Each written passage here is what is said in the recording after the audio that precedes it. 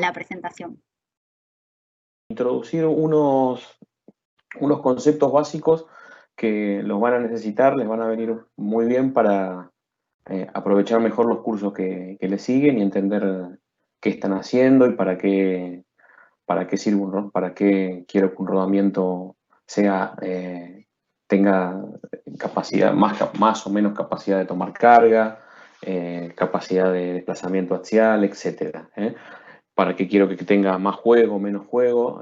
Acá, bueno, vamos a introducir esos 5 o 6 conceptos. Bueno, como ya dije, ¿no? Para poder aprovechar más el resto de las charlas. Bueno, a ver, esperen que conecto el láser. Ahí está. Bien.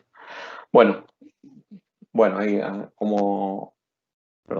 como les dije, el objetivo es consolidar un vocabulario común, similar al utilizado en las publicaciones técnicas de SKF y, como mencioné, conocer los conceptos básicos antes de iniciar las capacitaciones de tipos de rodamiento, sobre todo las de tipo de rodamiento, las de montaje y desmontaje, las de rodamientos especiales, las de herramientas web y, por último, las de análisis de falla. Bueno, los beneficios: equipo de trabajo más capacitado, criterio técnico e independencia y optimización de las actividades relacionadas con rodamiento.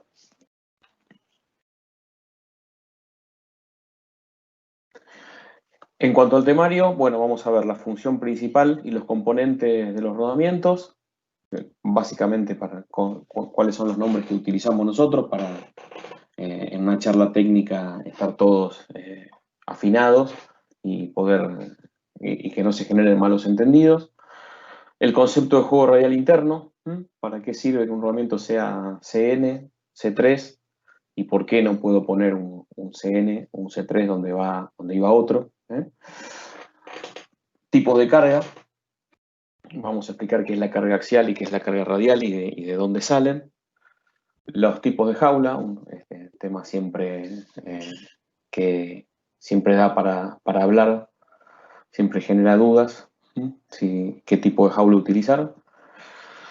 Los tipos de fijaciones, sobre todo lado fijo y lado libre, es muy importante a la hora de montar, que no nos tengamos en cuenta cuando hacemos un montaje cuál es el lado libre y cuál es el lado fijo y cómo verificar que están y no anularlos sobre todo. Y por último, especificaciones principales y conocimientos teóricos básicos. Vamos a mirar un poquito unas páginas del catálogo y entender sobre todo qué es la capacidad de carga y qué es la capacidad de carga dinámica, estática, y sobre todo qué son las velocidades de referencia, las velocidades límite y la velocidad permisible. Bueno.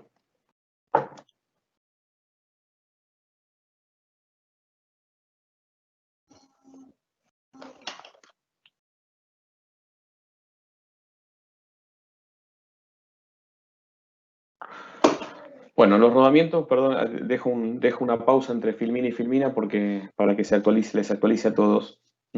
Van a ver que dejo 5 segundos entre Filmina y Filmina. Bueno, los rodamientos, ¿para qué están diseñados? ¿Para qué pongo un rodamiento en una máquina? Bueno, la primera función es obviamente la de reducir fricción. Acá, bueno, vemos un paralelismo entre un hombre tratando de empujar una caja sin un elemento que le reduzca la fricción, entonces va a tener que hacer una fuerza que está directamente relacionada a el peso por el coeficiente de fricción entre la caja y el piso. Lo mismo pasaría entre un eje y un buje, ¿no es cierto? Un eje y un eje y un aro, digamos, un eje tratando de girar sobre un alojamiento. Si no tuviera ni los elementos rodantes ni la lubricación, habría una fricción. Y bueno, la fricción genera calor, se me desgastaría las piezas muy rápido, etc. Entonces, bueno, la primera función del rodamiento es reducir la fricción. Ahí se ve que en el caso, vamos a ir directamente al caso del rodamiento, paso a tener una fricción pura a una rodadura, ¿no? Le agrego todas las bolillas, los elementos rodantes, paso a tener directamente una rodadura y prácticamente no tengo fricción.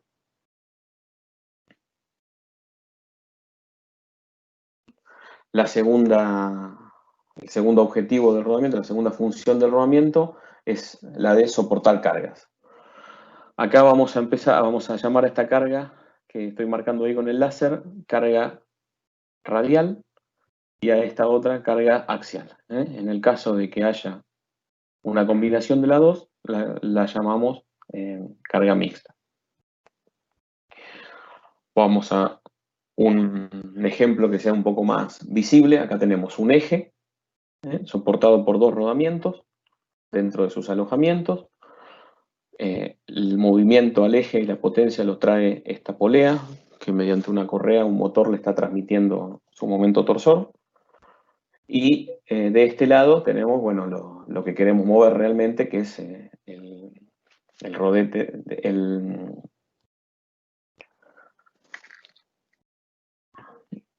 el rodete del ventilador, ¿no? Entonces, bueno, la tensión de las correas, el peso del eje y el peso del rotor van a generar una carga radial. Esa carga va a tener en estos dos puntos donde están los rodamientos una carga de reacción, y esas van a ser las cargas, las fuerzas radiales sobre los rodamientos. Va a ser una combinación de estas tres cargas. En cuanto al axial, que entra por acá, digamos, debido a la física del rotor, al aire tratando de entrar, se genera una carga axial que la va a tomar el lado fijo de la aplicación. Ahora en las filminas que vienen más adelante, vamos a diferenciar bien el lado fijo del lado libre, pero en este caso el lado fijo es este, porque tiene un rodamiento de rodillos a rótula que no permite el movimiento axial, y en este caso tiene un rodamiento carb que sí permite el movimiento axial. Como permite el movimiento axial, no puede tomar carga axial, con lo cual la carga axial la toma este. Entonces, este rodamiento va a haber una carga mixta, radial más axial, y este rodamiento solamente va a haber una carga radial.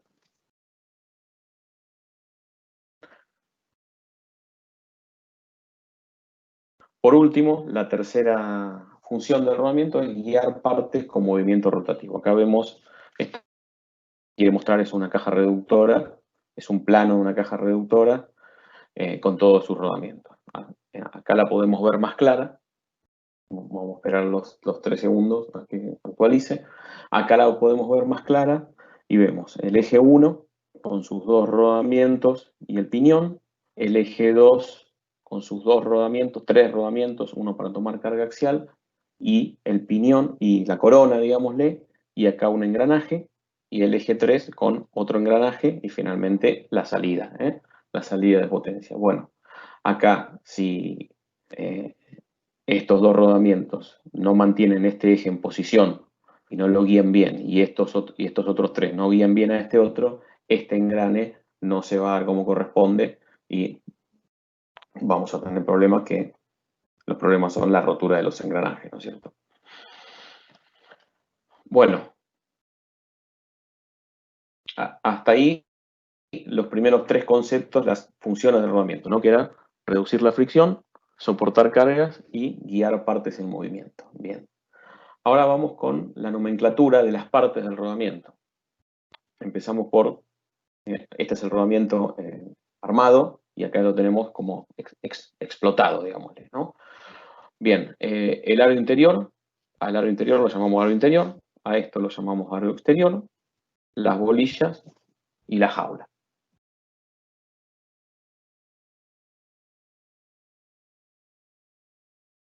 Y en el caso que sea un rodamiento sellado o obturado, las obturaciones, que pueden estar, el rodamiento puede venir sin obturaciones, con obturaciones de los dos lados o con obturaciones de un lado solo.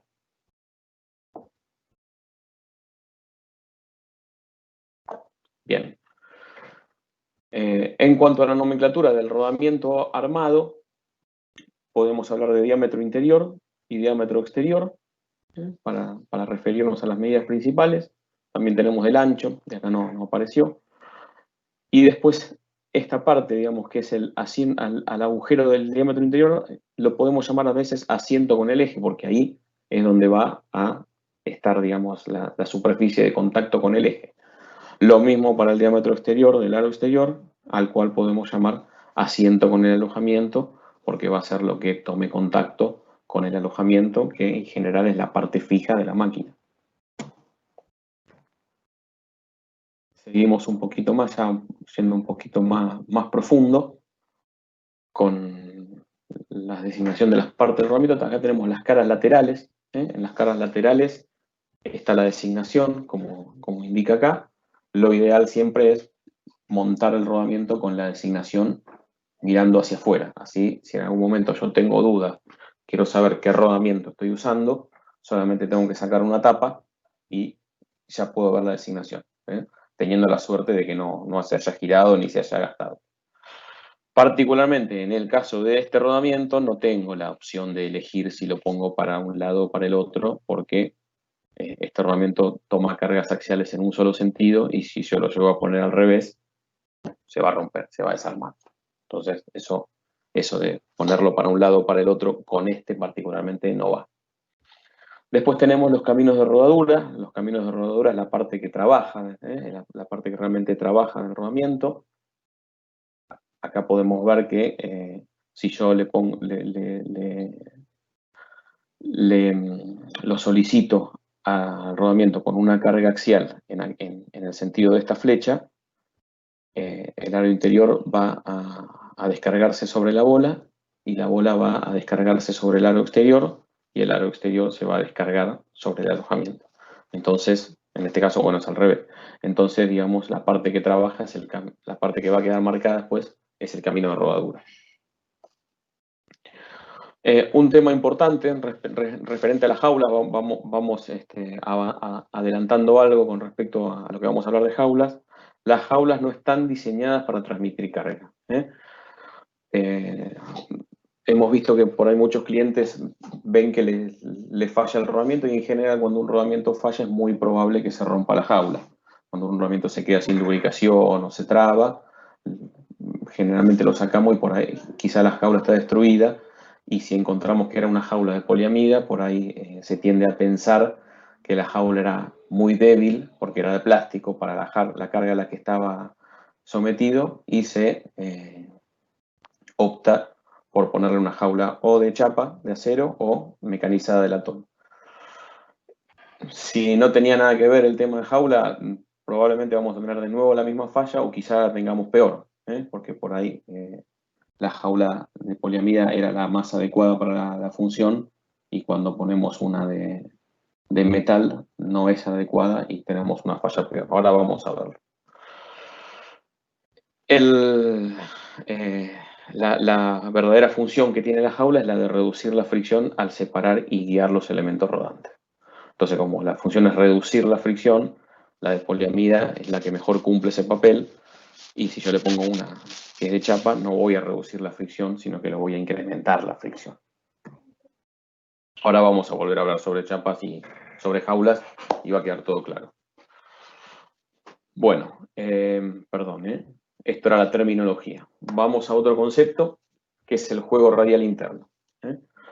La definición del juego radial interno, el juego radial interno es la mayor distancia que se puede mover radialmente un aro del rodamiento con respecto a otro. Esa es la definición. Si lo queremos entender un poquito más en criollo, es esta luz que tenemos acá.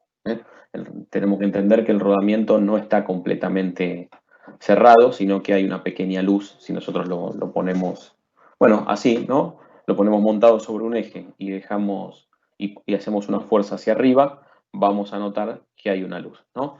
Eso acá en los rodamientos de bola no es tan fácil verificar esa luz. Prácticamente no se puede verificar, hay que verificarla con los instrumentos que tienen con los instrumentos de metrología que tienen las fábricas. Algunos de ustedes conocerán los rodamientos de rodillos a rótula, en donde sí se puede ver claramente que hay un juego, que usamos las ondas metálicas y podemos verificar que realmente hay un juego. Bien. Un juego radial interno, entonces los rodamientos siempre tienen un juego radial interno. Un juego radial interno, en este caso, por cómo es la geometría interna, siempre me va a generar un juego radial, un juego axial interno. Sin embargo, nosotros siempre nos vamos a referir al juego radial interno. El juego axial interno ya es para cálculos más profundos que no vienen al caso en esta charla. Bueno, en cuanto a juego radial interno, pongo el ejemplo de un rodamiento 6320, que podría ser tranquilamente un rodamiento rígido de bolas, nosotros llamamos rígido de bolas, en el cual si el rodamiento, la designación del rodamiento es simplemente 6320, significa que tiene juego normal, por eso tiene el CN entre paréntesis. Si dice, por ejemplo, 6320 barra C3, significa que el juego es mayor al normal. En esta, y bueno, así con C4, C5 cada vez mayor y C2 y C1 cada vez menor, ¿no? Referente al juego normal. Bueno, acá tenemos un ejemplo para explicar para qué sirve el juego radial interno, ¿no? En esta cota, entre estas dos flechas, acá se ve el juego radial interno original del rodamiento, en el cual yo lo saco de la caja sin montar todavía, todo a 20, supongamos a una temperatura de 20 grados, tiene un juego radial interno inicial que yo lo puedo buscar en el catálogo de SKF, en la parte de rodamiento rígido de bola. Hay una tablita en donde, en función del diámetro interior del rodamiento, me dice cuál es el juego normal, C3 y todos los juegos. Bueno, entonces ese sería el inicial. Yo ese rodamiento lo montamos a un eje de un motor, por ejemplo, y lo montamos al alojamiento, lo cerramos, todo, y lo prendemos el motor, empieza a funcionar. Bueno, sabemos que el motor trae por el tema eléctrico de rotor-estator, se calienta hasta una temperatura de 60, 70 grados y ese calor que se genera en el eje va a producir que se dilate radialmente. Cuando se dilata radialmente, empuja al aro interior, lo hace deformarse, lo hace hacerse más grande y también le transfiere algo de calor y también lo hace dilatarse. Entonces, conclusión, esta línea punteada, que era el camino de rodadura original, pasa a ser esta otra. Entonces, tenemos una primera reducción de juego. Entonces, esta liñita ahora pasa a ser esta, porque empuja la bolilla hacia arriba. Si seguimos con la prerrogativa de que lo montamos a 20 grados. Entonces, supongamos que este motor lo tenemos en el exterior y un día de invierno hace 5 grados. Esos 5 grados van a hacer que, con respecto a los 20 que yo tenía original, se me contraiga esto. Y esta liñita inicial, que era el camino de rodadura de la línea punteada, pasa a ser la segunda. Entonces, conclusión, el juego radial en funcionamiento es este. Se redujo. Entonces, el juego radial del rodamiento tiene que ser suficiente como para que después en funcionamiento, cuando se reduce por el calor del eje y por el frío del alojamiento, no me lo consuma totalmente y yo siga teniendo un juego. Si me lo llega a consumir totalmente, y es muy probable que el rodamiento se me bloquee y se me produzca la falla. Bien, acá vamos a ver un poquito internamente qué pasa, cómo funciona el rodamiento cuando tengo el juego radial interno bien seleccionado.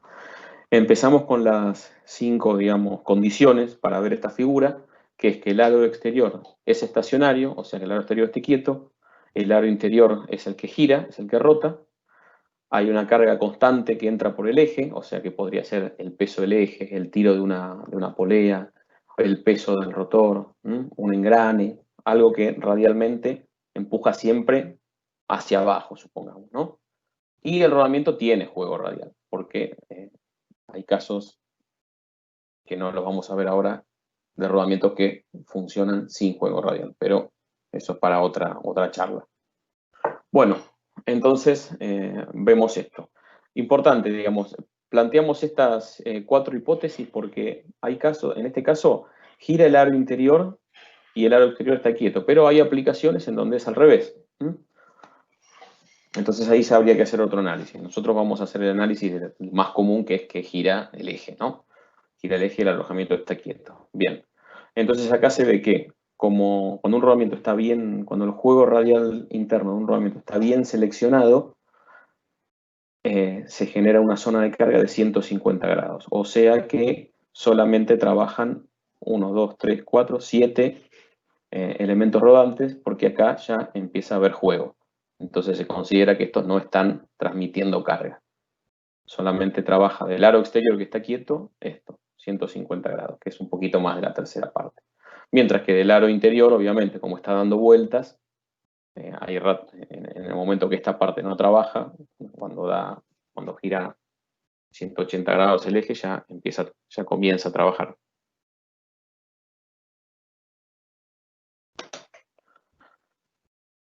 Bueno, y acá una comparación de qué pasa cuando, por ejemplo, ya que estamos en el ejemplo del motor eléctrico, en general el motor eléctrico, como ya se sabe que el eje va a andar en los 60-70 grados y va a haber un gradiente de temperatura importante, ya suelen venir con juego radial interno C3. Esto, y es importante, al momento de cambiar un rodamiento, volverle a poner el de la designación equivalente a la que va, ¿no? Sobre todo en lo referente a juego radial interno. A veces puede ser que nos confiemos, estemos sacando un 6320/C3 y resulta que en Pañola hay 6320 estándar, le ponemos ese y nos puede pasar esto, que nos quedamos sin juego radial interno después en funcionamiento y se puede sobrecargar y puede fallar. Lo mismo si nos vamos para el otro lado, si en lugar de un C3 le ponemos uno más grande, un C4. Ahí, ya en lugar de trabajar las 7 bolillas que estaban trabajando, pasan a trabajar 5. Y lo que puede pasar ahí es que esas 5 estén haciendo el trabajo de 7, por ende se sobrecargan y puede ser que el rodamiento falle antes por fatiga, ¿no? Ahí se ve que la bolilla esa tomaba una carga que está, digamos, ejemplificada por esta flechita. Cuando yo, en lugar de ponerle un C3, le pongo un C4, esa bolilla, en el instante en que esa bolilla está en esa parte del rodamiento, toma una carga que es el triple más o menos. Entonces va a fallar antes. Además, esto al tener un juego radial interno superior, va a producir que el eje se mueva mucho con respecto al alojamiento. Y en un motor eso no lo puedo permitir porque tengo la luz de entre rotor y estator que tiene que ser mínima o no mínima, pero sino constante. Bueno, otra figura que ejemplifica lo mismo, ¿no? Este es el caso en el que está bien, tengo los 150 grados de zona de carga y tengo trabajando 7 bolillas. Mientras que si acá hay un juego superior, pasan a trabajar 5 bolillas y por supuesto cada bolilla empieza a ser sobrecargada. Esta parte del aro exterior, ahora la carga se divide en una parte más chiquita y también es sobrecargada y puede hacer que el rodamiento termine fallando antes por fatiga. El tema de fatiga se va a ver recién el viernes en la parte de análisis de falla. Bueno, y de cualquier manera ahora vamos a explicar un poquito más. Bueno, en cuanto a jaulas, que es el tema que vengo prometiendo que es complicado, la función de la jaula no es soportar cargas, sino que es prevenir el contacto entre elementos rodantes, minimizar la fricción y la generación de calor, ¿no? Acá tenemos un rodamiento que no tendría jaula. Si bien hay rodamientos sin jaula, pero son los menos, en general tienen jaula. ¿Para qué es la jaula? Para evitar que un rodillo, una bolilla toque contra la otra y genere fricción. Acuérdense que yo estaba hablando de que entre bolilla y aro exterior hay rodadura y entre bolilla y aro interior hay rodadura. Si me hacen a tocar con la bolilla de al lado, hay fricción. Hay fricción, se me levanta la temperatura y bueno, empiezan las complicaciones.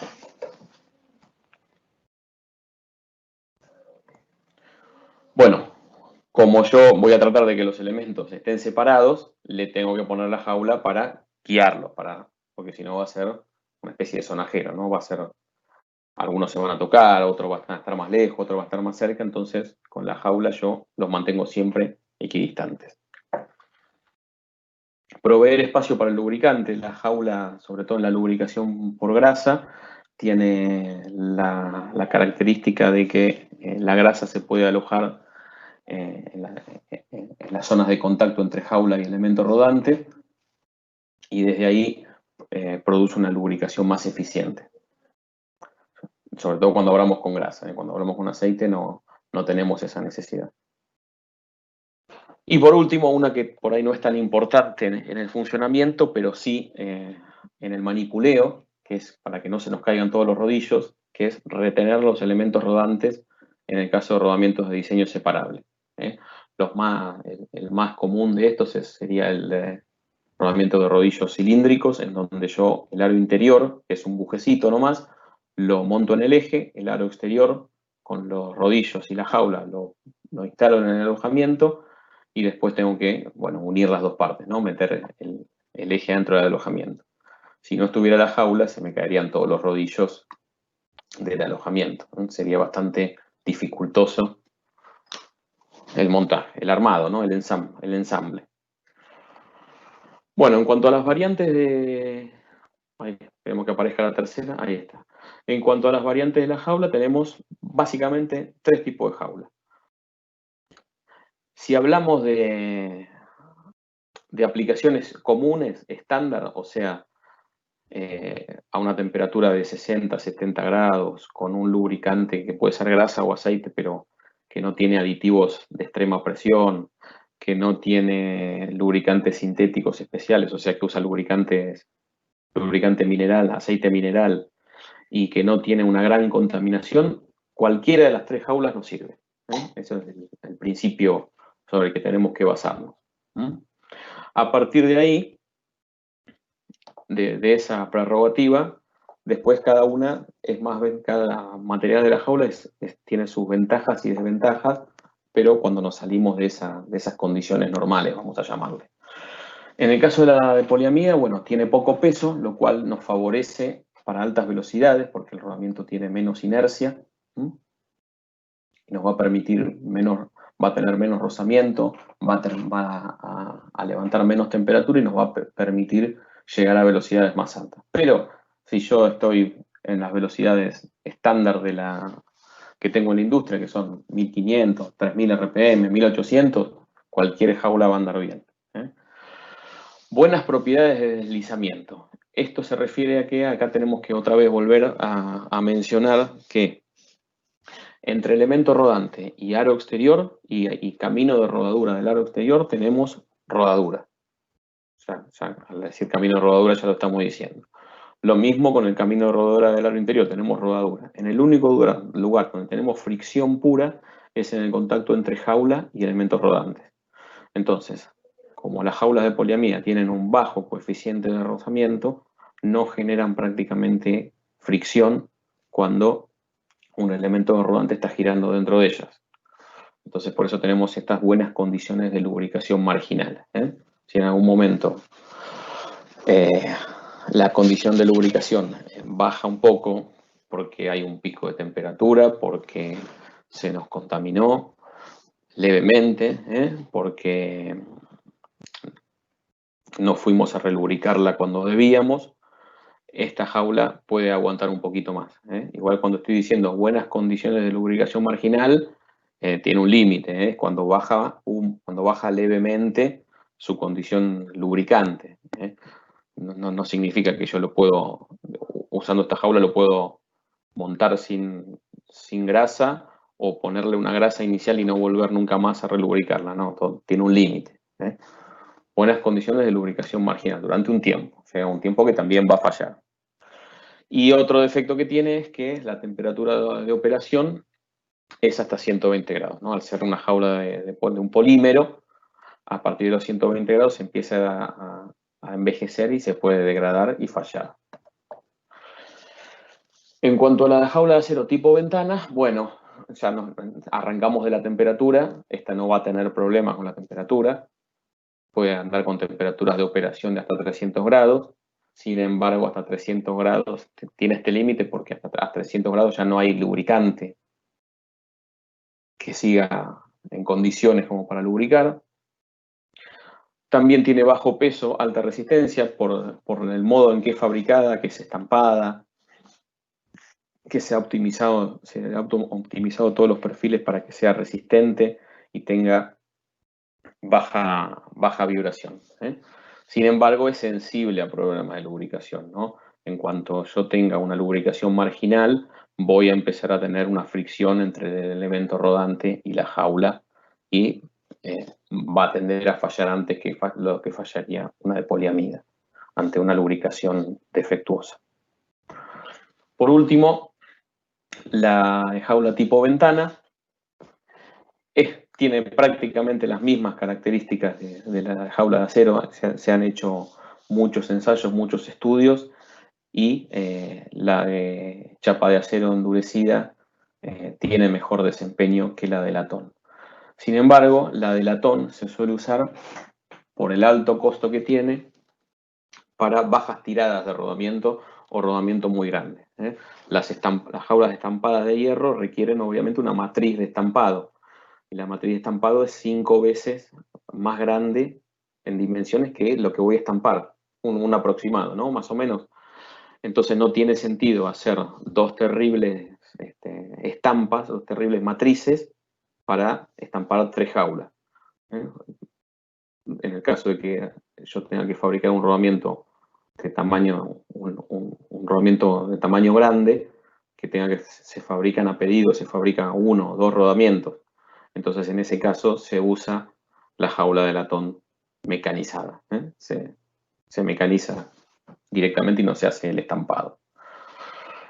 Esa es la verdad, digamos, sobre las jaulas. La de acero es mejor que la de latón,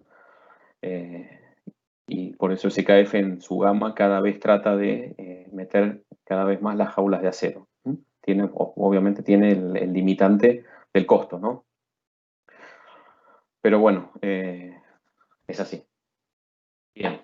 Por último, la de grafito para alta temperatura. Esto se va a ver en la charla de tecnologías especiales de rodamiento, donde están los rodamientos de alta temperatura. Estas jaulas pueden trabajar hasta 350 grados. Lo mismo que las de chapa de acero. Lo que pasa con la de chapa de acero es que no hay lubricante que a 300 grados aguante. En este caso el lubricante es el mismo grafito. A medida que la bolilla va rozando contra la jaula de grafito, va saliendo grafito de ahí y va lubricando los caminos de rodadura. Por supuesto que, como dice acá, la velocidad es limitada. Andan alrededor de a 100 RPM estos rodamientos. Más velocidad no pueden alcanzar. Bueno, espero que lo de jaulas haya quedado bastante claro. Pasamos a la parte de tipos de fijaciones, que ya iniciamos algo antes. Perdón, vuelvo un poquito para atrás a mostrar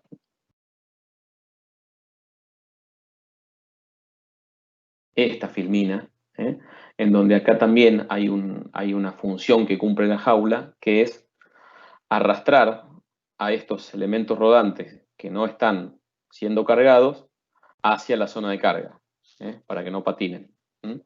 Acá estos siete elementos rodantes que están presionados entre aro interior y aro exterior son los que giran y hacen girar a la jaula. Y la jaula hace girar a los elementos rodantes que están descargados. Ese es el único esfuerzo que hace la jaula. Mover a los elementos rodantes que no están cargados.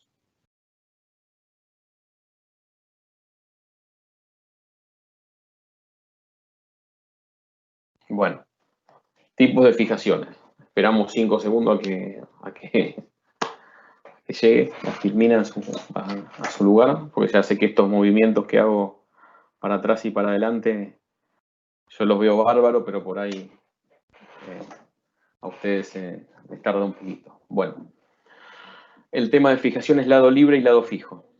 Hagamos de cuenta que los dos triangulitos azules son los dos rodamientos y esto es el eje sobre el cual se han montado dos rodamientos.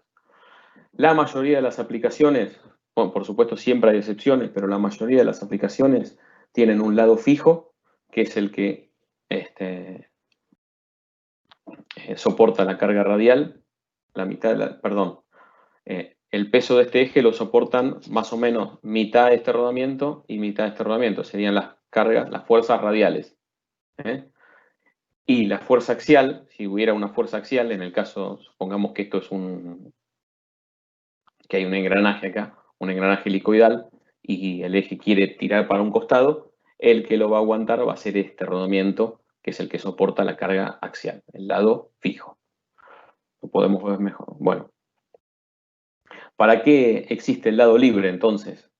El lado libre existe porque, como veíamos en el ejemplo del juego radial interno y del motor, cuando se calienta por funcionamiento el eje del motor, se dilata, lo que habíamos visto en el juego radial era que se dilataba radialmente el eje y por eso necesitábamos que el juego sea suficiente.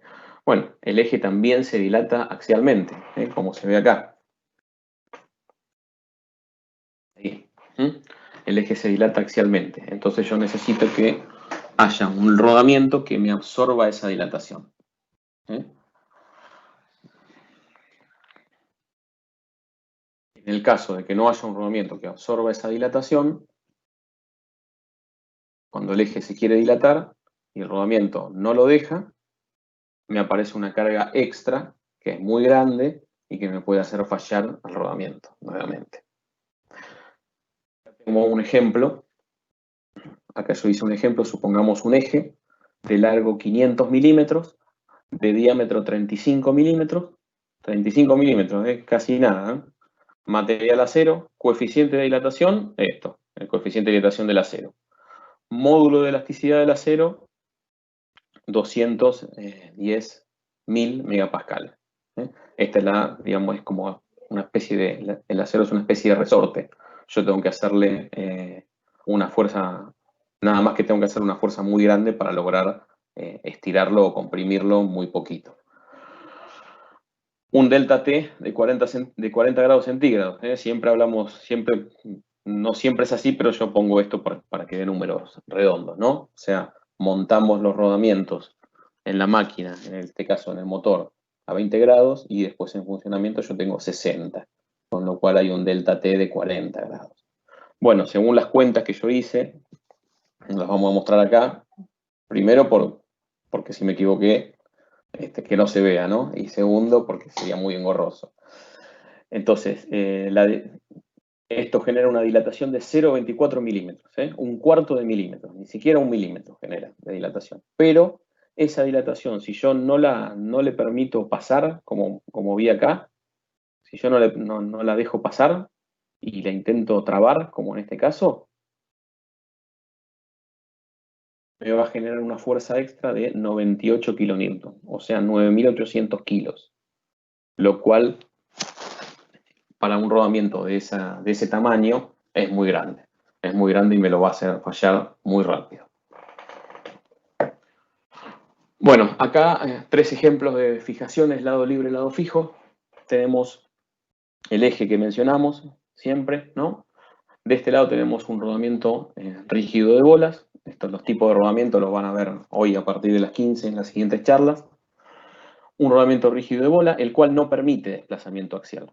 Entonces, al rodamiento estar trabado en el eje, entre el resalte y la tuerca, y estar trabado en el alojamiento entre la tapa y el seger, y el rodamiento no tener la capacidad interna de moverse axialmente, este lado va a ser el lado fijo. No se va a poder mover. Y es el que me va a mantener el eje en posición ante una carga axial.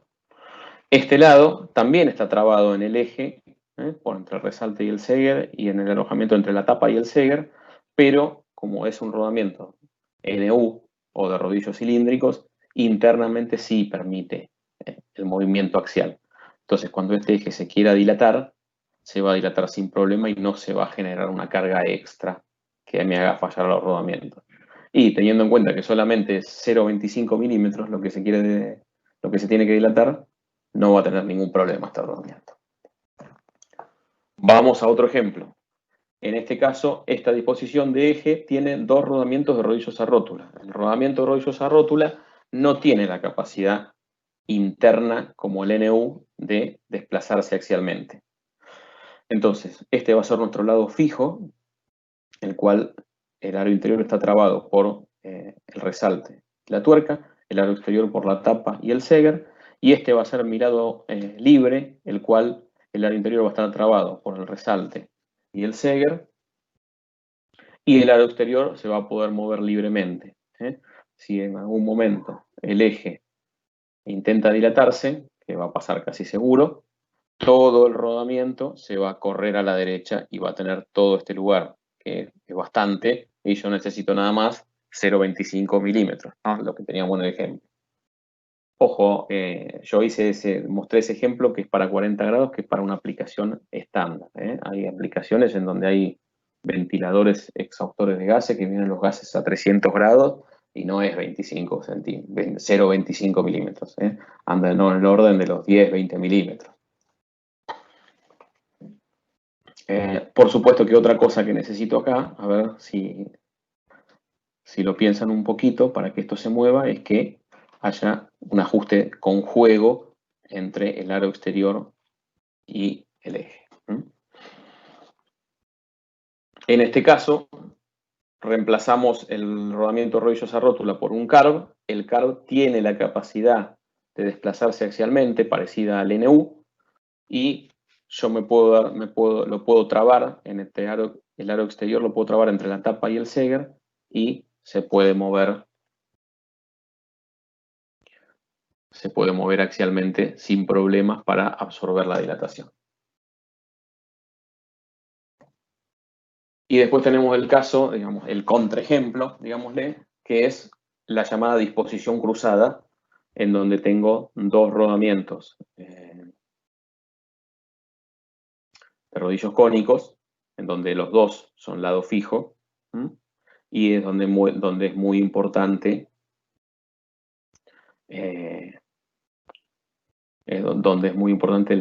el ajuste del juego axial, ¿no? Acá siempre salta la pregunta de qué torque tengo que darle a la tapa, a los tornillos de la tapa para obtener un buen montaje, o qué torque tengo que darle a otra cosa, y lamentablemente la respuesta es que tenemos que tener el manual de mantenimiento de la máquina, en donde ahí dice cuál es el juego o la precarga que tenemos que dejarle, y en función de eso hacemos las operaciones necesarias. Eso va a estar mejor explicado en la charla de montaje y desmontaje. Pero básicamente va a haber que, jugar acá con la tapa esta, a ver si le ponemos distanciadores acá para permitirle a esto un juego o una precarga, ¿no? Pero tengo que saber de entrada qué es lo que necesito, y eso me lo dice el fabricante. Bueno, por último, las características y especificaciones. Bien, acá el objetivo de esta unidad, digámosle, ¿no? Una unidad dentro de la charla, es hacerles notar que hay datos que no los puedo sacar directamente del catálogo. Por ejemplo, acá me dice que este rodamiento, el NU207 SP, tiene una capacidad de carga dinámica de 56 kN. Entonces yo por ahí estoy tratando de seleccionar un rodamiento para una máquina y digo, bueno, mi máquina este rodamiento tiene que tomar una carga de 50 kN. Este tiene 56, está bien, estaría bien, lo aguanta. Lo mismo con la velocidad. Acá tengo velocidad límite y velocidad de referencia. A ver, mi aplicación va a girar a 3000 RPM. ¿Le puedo poner este rodamiento? Y sí, porque una dice 11.000 y otra dice 12.000. En principio parecería que sí. Bueno, lamentablemente no es así. Estos datos son datos, digámosle, indirectos. Son datos que yo tengo que utilizar para hacer un cálculo posterior para ver si me sirve o no me sirve. Ahora los vamos a mostrar. Y acá tenemos otros factores como F, E, después tenemos K, KR y algunos factores más que nos van a servir después. Bueno, vamos a la parte de carga, vida, velocidades, juegos, precarga y precisión. A la pucha. Bueno. Entonces, cuando hablamos de seleccionar un rodamiento, lo primero que necesitamos saber es cuál es la carga aplicada. La carga aplicada es, por ejemplo, en el caso que vimos ahí, la tensión que va a tener la correa, la cual no depende del rodamiento que le pongo, depende de la potencia que quiero transmitir y del tipo de correa. depende de cuál va a ser el caudal de aire que entre por el rotor, cuánto pesa el eje, etc. Bueno, todo eso, a ver si está la filmina acá, claro, bien. Todo eso nos va a dar, por ejemplo, acá tenemos, en este caso, este es el ejemplo de un reductor, de un eje de un reductor. El eje de entrada de un reductor, vamos a tener la fuerza que viene por el motor y vamos a tener una fuerza de engrane también. Todo eso va a producir reacciones de vínculo sobre los rodamientos. Entonces el rodamiento este, el de rodillos a rótula, va a tener una fuerza radial 1, y este otro NU va a tener una fuerza radial B, que va a ser una división de todo esto, ¿no? Hay que hacer unos diagramas de cuerpo libre, etcétera, para averiguarlo. Y por como es el engranaje, que es de dientes helicoidales, va a aparecer una fuerza axial sobre este rodamiento, que es el lado fijo. Acuérdense que este, al ser un NU, siempre es lado libre. Entonces, por ejemplo, vuelvo para atrás. La carga dinámica equivalente va a ser un coeficiente que tiene cada rodamiento por la fuerza radial más otro coeficiente por la fuerza axial, y ahí vamos a sacar la carga equivalente. Lo mismo para carga estática. Acá vamos a diferenciar si estamos trabajando a menos de 10 RPM, usamos el cálculo estático. Si estamos trabajando a más de 10 RPM, usamos el cálculo dinámico. Pero en cualquiera de los dos casos necesitamos calcular la carga dinámica equivalente. En el caso de este rodamiento, directamente la carga axial va a ser 0, entonces simplemente esta parte no va a existir. Entonces nada más va a ser la carga radial por el X. Así calculo la carga equivalente. Esta carga no depende del rodamiento, sino que depende de la aplicación.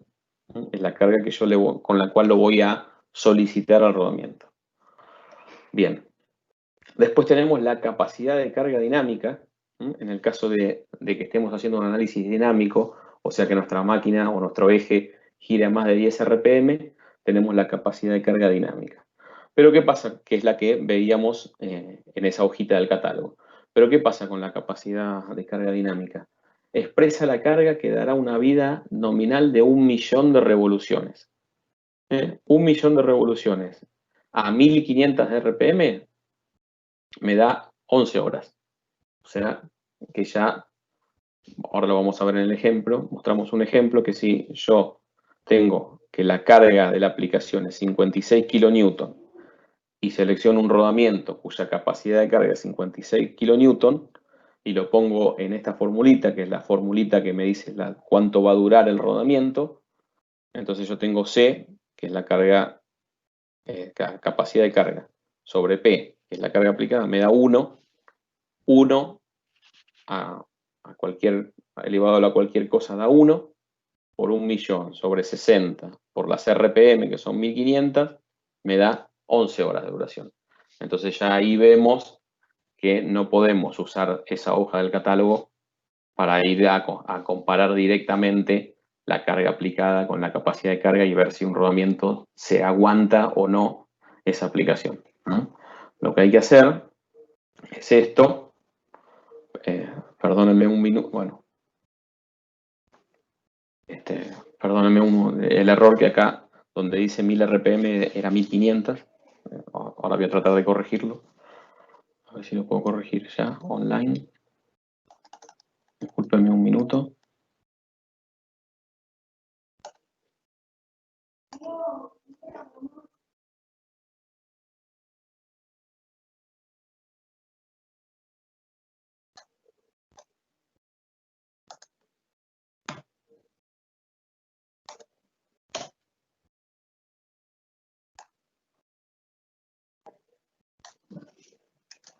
Ahí creo que estamos, ahí lo arreglé. Entonces, esto es lo que ya vimos. Ahí está arreglado. Bueno, en el ejemplo 2, entonces, fíjense que yo tengo el rodamiento con una capacidad de carga de 56 kN, pero la carga aplicada es la décima parte, 5,6 kN. Y esto es más o menos lo que se suele hacer. Se suele seleccionar un rodamiento cuya capacidad de carga es 10 veces más que la carga aplicada. Entonces, en este caso ya el llamado C sobre P, que es la capacidad de carga sobre la carga aplicada, me da 10, Cuando lo elevo a la 10 tercios, que es para rodamientos de rodillo, por 1.000.000 sobre 60, sobre las RPM, que es 1.500, me da que dura 23.000 horas. 23.000 horas funcionando las 24 horas del día, los 365 días del año, da aproximadamente 3 años de duración, lo cual ya es algo un poquito más aceptable, ¿no es cierto? Entonces, conclusión, vimos que no podemos directamente tomar ese dato del catálogo como un dato directo, sino que tenemos que venir a hacer esta cuenta. Esta cuenta acá por ahí parece muy, muy complicada y además le falta agregar el dato de la lubricación, pero eso lo van a ver el día de los cálculos online, en donde ya le ponen la carga aplicada al rodamiento y ya solo les carga todos los datos, les va pidiendo los datos necesarios y ya enseguida les va a decir cuánto va a durar, si la velocidad está bien. Todo eso se puede hacer con las herramientas online. Bueno, eso era el cálculo dinámico, en donde se entiende que, perdón, se entiende que a las 23.755.000 horas, perdón, a las 23.755 horas se va a producir la falla del rodamiento y va a ser por fatiga, por fatiga subsuperficial, que eso lo vamos a ver en fallas. Si estamos trabajando a menos de 10 RPM, la teoría de fatiga no aplica y directamente es un tema de tensión de formación. Entonces, directamente tenemos que calcular el P0, ese que vimos, la carga estática equivalente, compararla con el C0, que era otro dato que vimos, que es la capacidad de carga estática del rodamiento, y verificar que de acuerdo a las condiciones estas, me dé ese número, ¿no? Es comparación directa. Entonces, fíjense que en el otro caso necesitamos una relación de 10 más o menos, y acá estamos en 1,5. Eso porque es bajas vueltas. Pasamos por último a velocidades. Las dos velocidades que veíamos ahí en el catálogo como datos eran la velocidad de referencia térmica, que esta es una velocidad que es, como dice el nombre, de referencia. Se agarró a ese rodamiento en particular, al NU207, ese creo que vimos, y se lo hizo girar con una determinada carga y con un determinado lubricante, una determinada viscosidad de aceite. Y eso es arbitrario, es arbitrario para el ensayo. Entonces se lo pone con esa carga y con esa viscosidad de lubricante, se lo hace girar, no sé, a 2000 RPM. Si la temperatura se estabiliza en 40 grados, se lo levanta a 2500 y la temperatura se estabiliza en 50. Y se lo sigue levantando hasta que en un momento la temperatura no se estabiliza más y ese es el límite. Entonces ahí por eso es una velocidad de referencia térmica. Es la máxima velocidad a la cual la temperatura del rodamiento se estabiliza, pero bajo las condiciones de ensayo. La velocidad límite es teniendo en cuenta, y bueno, esa velocidad térmica que hablábamos acá está directamente relacionada con la fricción. En el caso de la velocidad límite, que es cinemática, tenemos que hacer de cuenta que la fricción no existe y es cuando el rodamiento se rompería por fuerza centrífuga, ¿no? Por ir tan rápido que rompe que la fuerza centrífuga de las bolillas rompen alguna parte del rodamiento, que en general es la jaula, ¿no? Bien, esa sería la velocidad límite o cinemática. Entonces, ¿qué hacemos? Lo que nosotros sí necesitamos conocer es la velocidad permisible. La velocidad permisible es una cuenta que agarra la velocidad térmica y le hace dos correcciones. Una por carga, o sea, nosotros le ponemos la carga de nuestra aplicación, entramos a un gráfico y sacamos un factor, y le ponemos la viscosidad del aceite de nuestra aplicación, entramos a otro gráfico y sacamos otro factor, que en general son menores que 1 esos factores, y hacen que esos 11.000 RPM que veíamos en la filmina bajen a, no sé, a 2.700, y ahí realmente es donde vemos la NPerm, si es mayor que la que nosotros necesitamos usar, ¿no es cierto? Esto lo mismo, este cálculo no van a tener que entrar al gráfico para sacar esos dos factores en las herramientas web. El día que se expliquen herramientas web, se explica cómo se hace y ya vos le pones la carga de tu aplicación y ya el programa solito se mete en los gráficos y te saca ese factor.